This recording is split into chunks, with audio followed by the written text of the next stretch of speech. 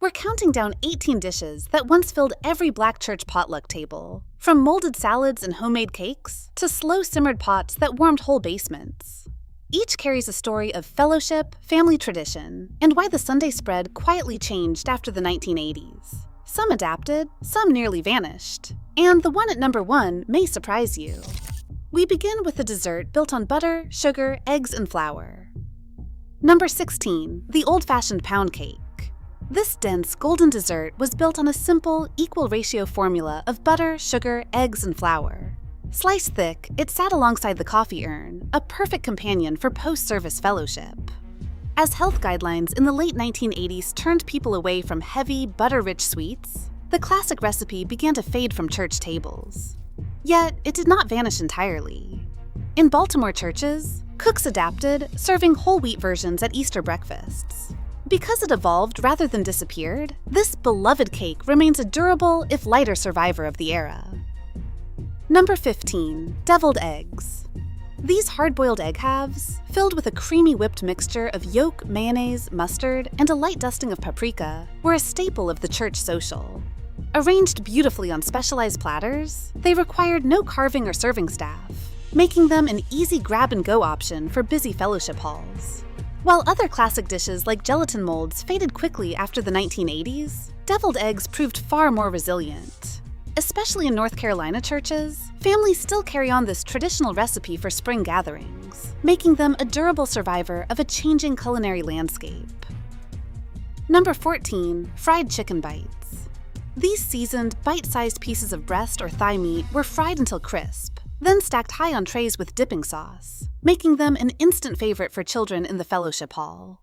While fried chicken remains a church staple, these handmade bites underwent a quiet industrial transition after the 1980s. In many modern gatherings, including those across Atlanta, hosts now rely on pre-packaged, commercial frozen nuggets instead of hand-dredging and frying fresh chicken. The category survived, but convenience took the place of kitchen labor, shifting a homemade favorite into a quick supermarket shortcut. Number 13, red bean rice.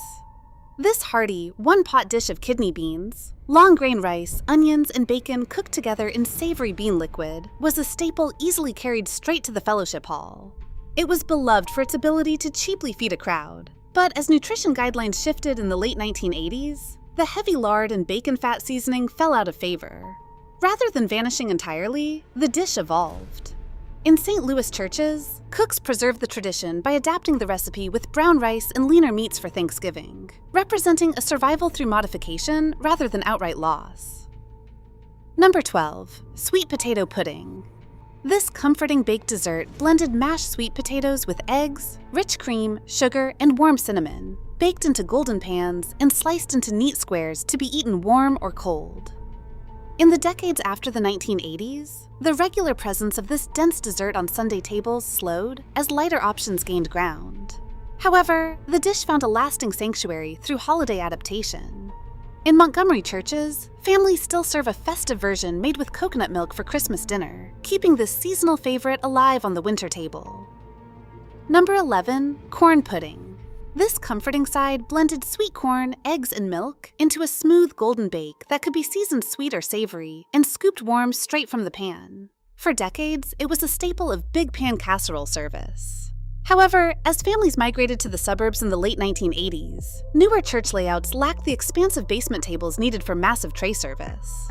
While a coconut-accented feast day version still survives in Miami's island churches, the routine presence of this heavy, slow-baked pudding on Sunday fellowship tables gradually faded into a nostalgic memory. In the 10th place, spoonbread represents a delicate tradition. This moist blend of cornmeal, buttermilk, eggs, and butter bakes into a soft, soufflé-like side, scooped warm with a ladle rather than sliced. It was a beloved partner to bitter coffee during post-service fellowship. Yet, as congregations migrated, the massive pans required for this dish became harder to prepare. When Detroit's First Baptist relocated, members noted the new kitchen could no longer accommodate the giant batches once made for basement potlucks. While Mississippi churches still serve spoonbread for Sunday breakfast, its regular presence on large-scale fellowship tables has slowly slipped away. Number 9, baked macaroni, is elbow pasta baked with cheddar or Monterey Jack. sometimes studded with savory ham or beef, sliced into neat portions from a long serving platter. This golden, comforting favorite underwent a highly documented industrial shift after the 1980s. Food companies like Stouffer's began running targeted promotions for pre-made, church-sized frozen casseroles, directly competing with home cooks. By 1992, local church cookbooks started replacing hand-drawn family recipes with printed commercial ad pages. Today, while some congregations in Houston serve a hybrid version finishing frozen macaroni with a homemade cheese crust, the fully scratch-made church bake has largely receded. Number 8. Salmon Patties. These golden, pan-fried cakes of canned salmon, bound with flour and egg and mixed with onions and herbs, were once stacked on platters with fresh lemon wedges. They were a cheap seafood option that could easily feed a crowded basement.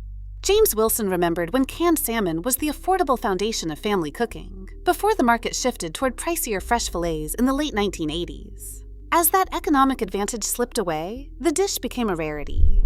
Today, while some rural North Carolina churches still feature them around Christmas, their weekly presence has faded. Number 7. Pineapple casserole blended canned pineapple chunks, savory diced ham, white rice, and cheddar cheese, all bound together in a cream sauce and baked until bubbling.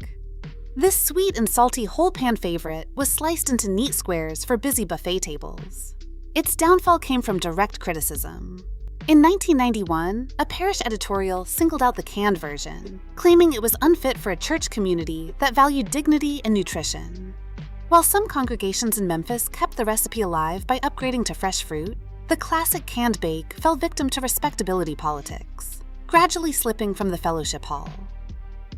Number 6. God's Food.